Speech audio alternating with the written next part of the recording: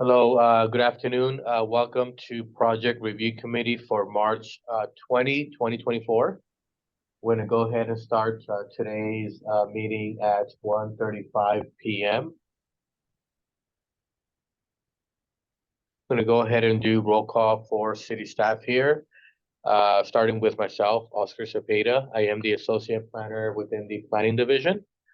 We're also joined by Jeff O'Neill, our City Planner. We're joined by Claudia Calderon, our Acting Community Development Director. We're also joined by Javier Sanchez, our Engineering and Project Management Director. We're joined by Michael Knight, our Public Works Director. We're also joined by Clayton Dignam, our Fire Marshal. We're also joined by James Wickersham, our Chief Building Official. Brianna Spry joins us from the Field Services Department. We're also joined by Joe Baeza, also from the Field Services Department. And also joining us is Andy Labonte, our Airport Services Coordinator.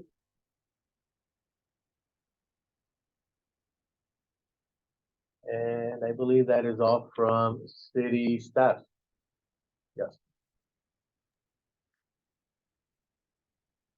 And with that, I'm going to go ahead and open oral communications. This is the opportunity for members of the public to address the committee on any matter pertaining to project review.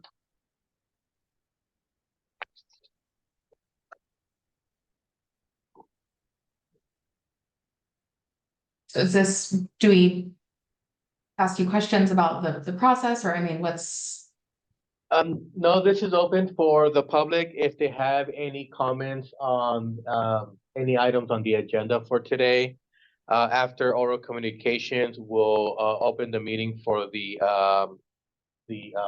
item on the agenda, and that is when we'll have conversations about the project, and each department will outline their review and any conditions or regulations that your project may apply. Thank you. But thank you for the question.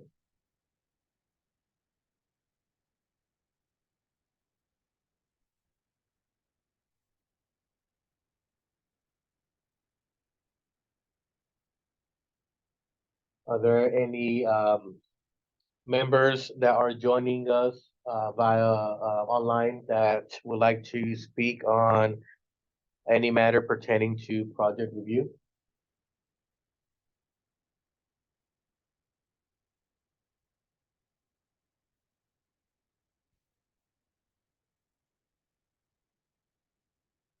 Okay.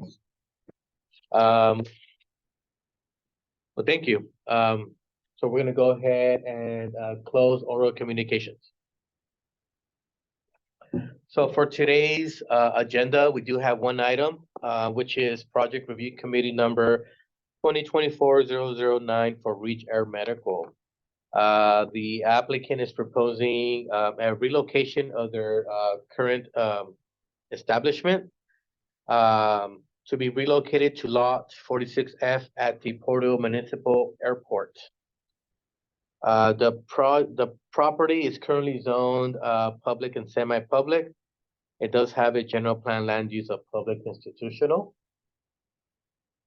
So with that, let me go ahead and share my screen to share the proposed layout and site plan.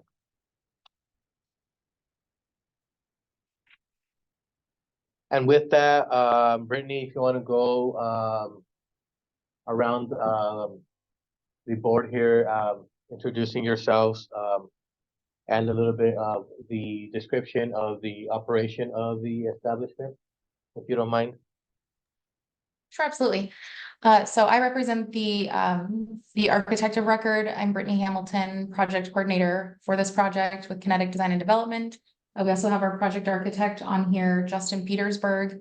And then with GMR is Jeremy Galindo. He is CTI operations manager. And then I do believe we have somebody from local operations on as well, Daniel in Iguez.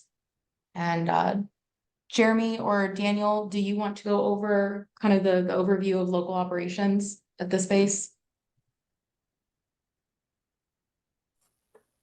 Yeah, absolutely, Brittany. Daniel, if you don't mind, would you give just an overview of the business unit there in Porterville?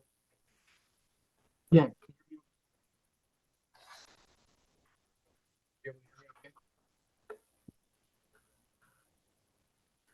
Can you hear me okay, Jeremy? Yes, there you are. Okay. Sorry about that. Yeah, so this is just the next iteration of our planning for this base. As you know, we came to this committee some months ago for our first development to start running IFT transportation. So inter-facility transports and 911 scene call transport for the area of Porterville and surrounding areas.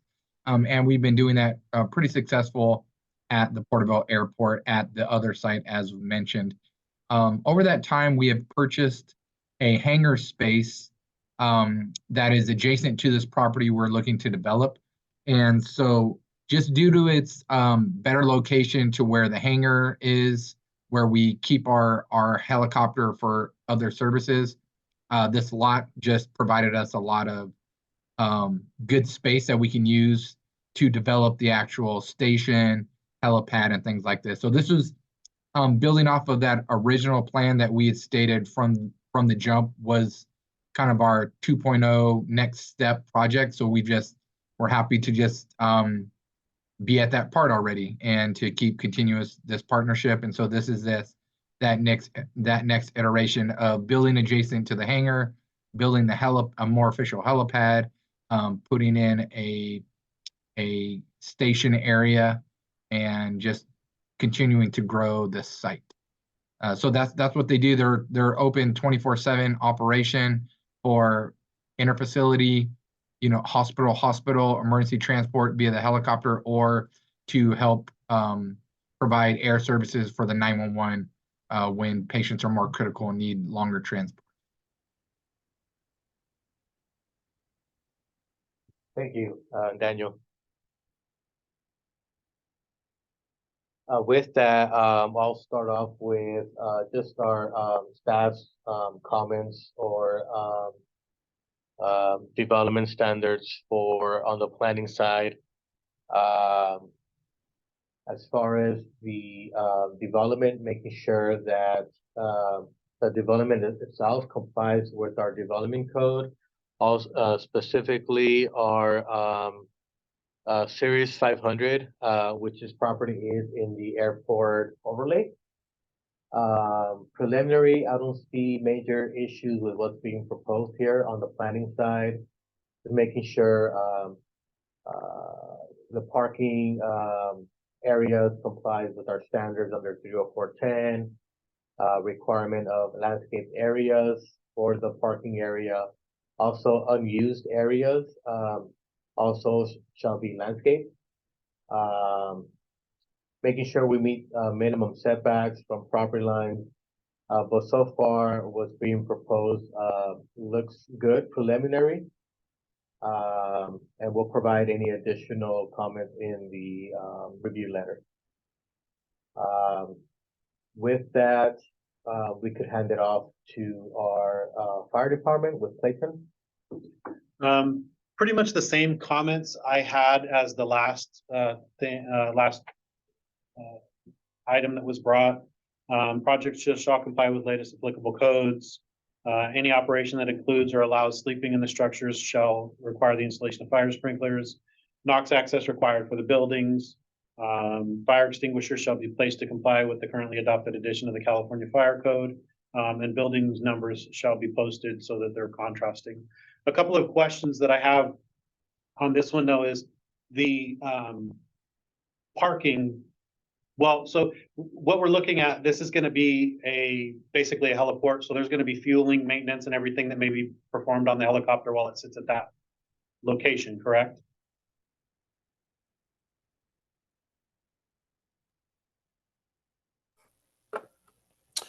So any maintenance will happen in the hangar that's right next door, and then if there's fueling that occurs there, it's Daniel. Are you planning? We're going to use airport call out fuel And Okay. if the need arises, a fuel pod, correct?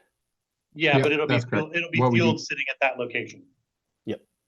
Okay, what's the distance between that, that heliport there and the parking for the vehicles? Justin, are you able to give them that distance right now? Or I guess, do you know what the minimum distance is required by code? So the minimum distance in the fire code is during fueling operations, only the fueling vehicle is allowed to be within 50 feet of the aircraft. Allowed to be within 50 feet? Yeah, so we would Okay. just want to make sure that that parking is just outside that boundary and that we don't Okay. allow any parking or vehicles in front of the hangar to the west, essentially. And then your staffing models, you're staffed 24 hours a day? Correct. And is that like 3 8-hour shifts, 2 12s, 24s? What is it? Daniel, are you able to answer that, please? Yeah, it's 212s. 2 12s, okay. Just because when we get into the 24s is when there's an expectation that people may be sleeping. Well, But with actually, no, 12 wait, hours- so correction. So yes, our intention, and I can let Jeremy speak to it. So our pilots are within their regulation of 12-hour shifts. Our nurses and paramedics, the intention, yeah, they do work 24-hour shifts, and our intent is for them to have a living quarters there. And Jeremy can speak, or maybe Brittany can speak more to total understanding of the sprinkler systems and fire extinguishers and all that. Okay, That's more their kind of department, so Okay. I don't want to speak on your behalf. Yeah, thanks, Daniel. And the modular buildings that are proposed for all of our base locations are sprinkled, so we will have, it'll be a fire suppressed facility. okay, so we'll need all of the fire plans and everything, all of the plans for that will have to be submitted, so, and reviewed.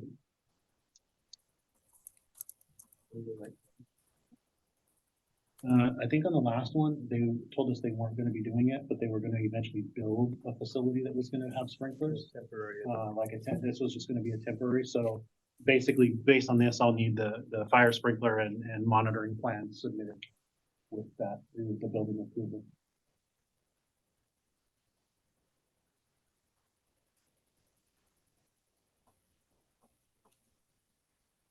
Will the fire sprinkler plans, can those be a deferred submittal, or would you need those with the building permit application? Yes. So the city doesn't allow deferred submittals, so we'll need the fire sprinkler and monitoring system plans submitted. And both the above ground and underground plans submitted at the time of the building permit. Okay, thank you.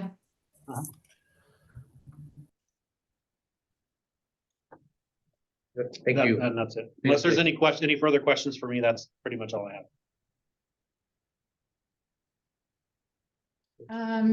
I guess when we, this is later on down the road, but when we are in the permitting phase, is the fire department submittal, is that separate from building, or does that route to fire as we submit for building?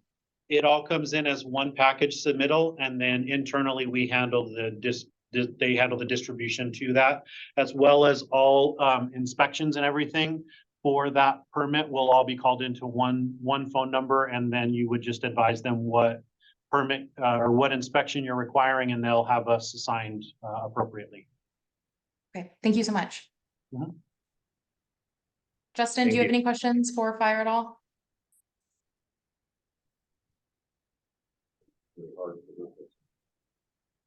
We might have lost Justin. That's okay. Or by the state.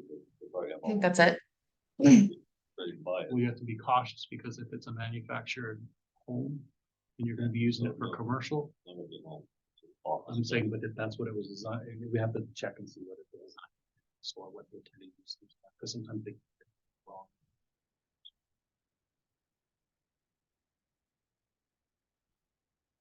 I'm good. We're good, thank you. Next, moving along with our building division with James. Yeah, Clayton, mentioned the fire sprinklers, looking at the plans, it looks like you got, all your accessibility ramp there and access to the back door. So not much for me on this meeting, just plan review if anything.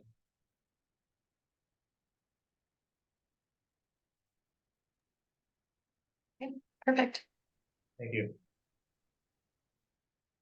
Next with Javier with engineering. Engineering won't have any comments on this one. Thank you, Javier. Next with our field services department with Brianna. I would just be, commercial can service would be all that was required for this. I'm sorry, commercial what service? Commercial can service, so instead of having dumpsters, just cans is fine. Okay. Do we know, our trash pickup on the airport, do they come right up to the hangar? I didn't even think about this. Would they come right up to the hangar? Or would that be elsewhere on the, For the on the can airport? service, they would come right up to the hangar. They would, okay. Yeah. Do you guys have any like trash enclosure screening requirements? Not for Cans? container service. Okay. If you were doing a 3-bin enclosure for the commercial bins, then that would be a whole different list of requirements. Okay, perfect. Thank you. Next with Michael and I, any comments from our public works department? The only comment I'd have is the water service for this facility will require a backflow preventer, an RP backflow preventer.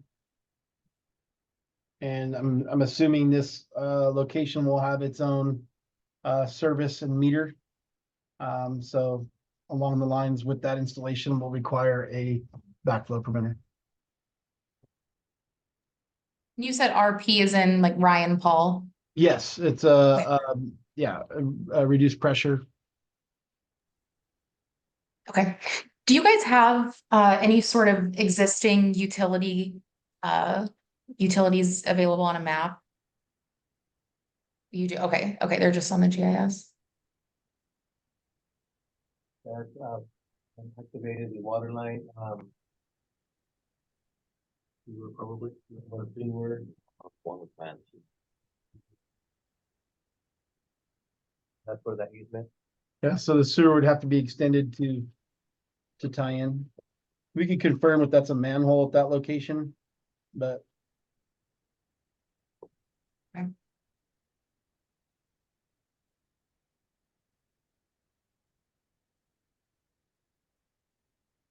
Thank you. Excellent. Do you guys know electric where that runs? Would that go? I actually imagine that would have to be right up to the hangar. Yeah, I think, well, since you have power in that hangar currently, we'll have to get with Edison and see if they can extend it or if they have to increase it and what your power demands are gonna be. Right. Okay.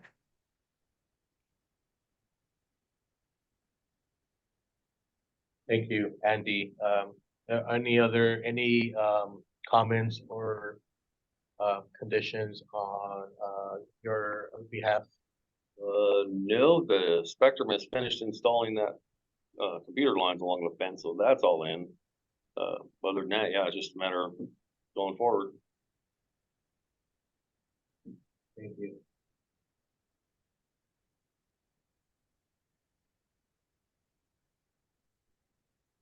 Any comments with Joe?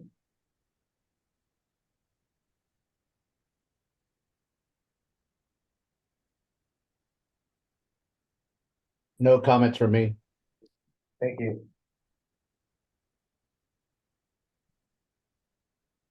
I would like to add on the planning side, any proposed changes to the lot configuration.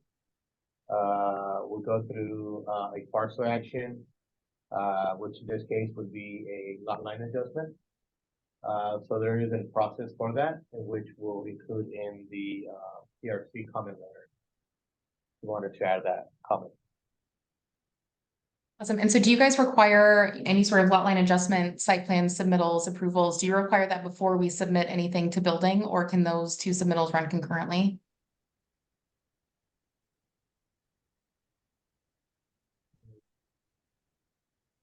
They could be reviewed concurrently, but normally We wanna make it. we would like to make sure that the lot line adjustment is final or completed prior to issuing a permit. Due to, it could, there has been instances in the past that. They're even a lot line adjustment because it's all Open, yeah, we, So with the, It's just, the airport's the airport's been- all one parcel. yeah, just depending on how big a lot they want. well, Like when they build a hangar, how big a hangar they want. I know that there is a lot 46F. That's just No, internal that's to what the we city. named it. That's what we call it. Okay, so it's not It's a parcel itself. No. Oh, sorry, No. never mind. There you Yeah, go. the airport is one parcel. We just Correct. internally Oh, call it okay, what okay, we okay. I was want. thinking it was like a, Yeah.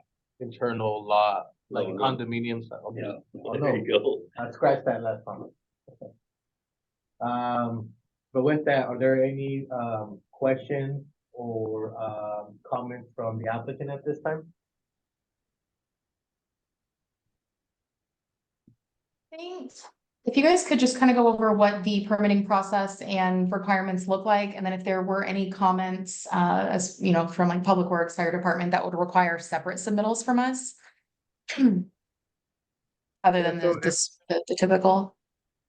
So everything's submitted at one time. You can either submit it in paper or e-submittal to a email address that we can provide to you. Typically, the commercial permits are a 4 to 6 week plan review timeline. And yeah, again, like Clayton said, no deferred items. We will allow delayed items, so you know we can accept it, but just realizing that it just delays it anyways. And how many reviews are typical, do you find? Honestly, sometimes it depends on the quality of the product that's received. I mean, we can receive some and turn around and approve them because they're complete. Other times it may go 1 or 2 rounds. As far as like the fire department, I try to get my comments and everything turned around within 14 days. I think the city as a whole tries to look at like 30 days. Okay, so everything's submitted all at once. And I did have a question. I know we had somebody from the airport, we had an airport coordinator that joined us. Any sort of FAA submittals, do we know if those would be, if the airport's going to take care of those, as such as like a 7460 or 7480? Not sure. I'll have to check into that.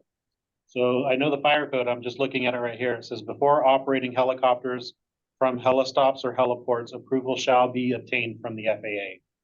So I'm not sure what that entails, but the fire code requires that's done.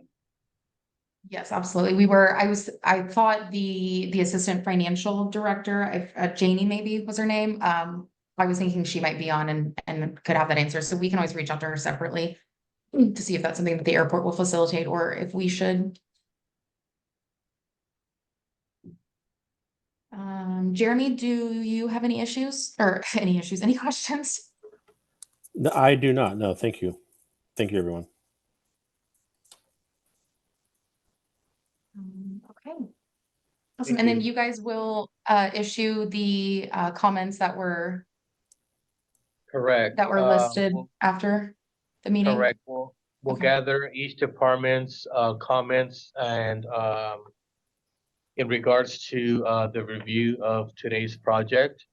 We try to get the letter out within 2 weeks of today's meeting. Of course, we'll work diligently to try to get that as soon as possible out to the applicant. As we know, it is important to continue proceeding with the project. If you have any questions, feel free to reach out and we'll be able to be of assistance.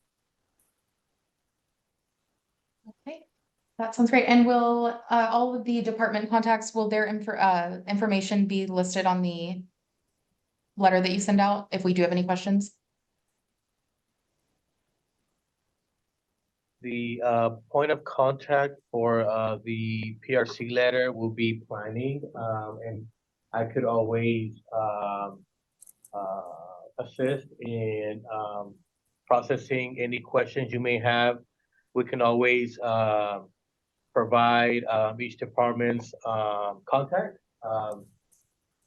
If you would like to reach out to them individually. That sounds great. Well, thank you. Well, thank you all Uh, so much for your time. Thank you. Yes, thank you for the application. Looking forward to assisting in processing this development and getting it approved and up and running. With that, we're gonna go ahead and end today's project review committee meeting at 2:01 PM. Thank you, everybody. Thank you so much. Thank you, guys. Thank you. Thank you.